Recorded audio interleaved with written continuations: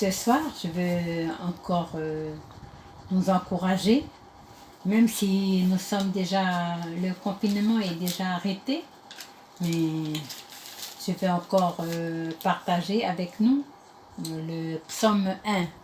Le psaume 1. Et je ne vais pas lire tout le psaume, mais je vais juste lire ce que j'ai préparé pour nous encourager en ce temps de confinement. Nous continuons à nous exhorter, nous encourager. Voilà, le psaume 1. Celui qui est heureux l'homme qui ne marche pas selon le conseil des méchants, qui ne s'arrête pas sur la voie des pécheurs. Heureux celui qui ne suit pas les conseils des gens sans foi, sans loi, qui se tient à l'écart du chemin des coupables et qui ne s'assied pas avec ceux qui se moquent de Dieu. Heureux celui qui cherche la face de Dieu, qui écoute les enseignements et qui les médite jour et nuit.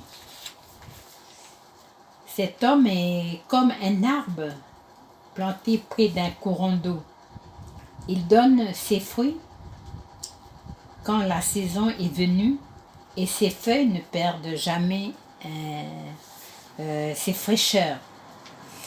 Et le résultat, tout ce qu'il fait, cet homme est réussi.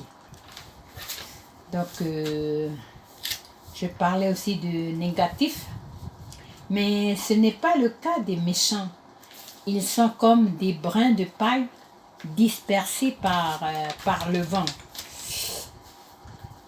C'est pourquoi, au moment du jugement, ces gens-là ne sont pas admis dans l'assemblée des fidèles.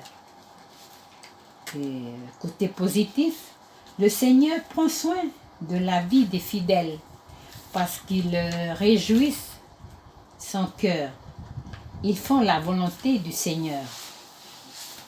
Ils ne courent plus après le bonheur et les plaisirs de ce monde. Au contraire, le bonheur et la grâce les accompagneront tous les jours de leur vie et ils habiteront dans la maison de l'Éternel jusqu'à la fin de leur jour.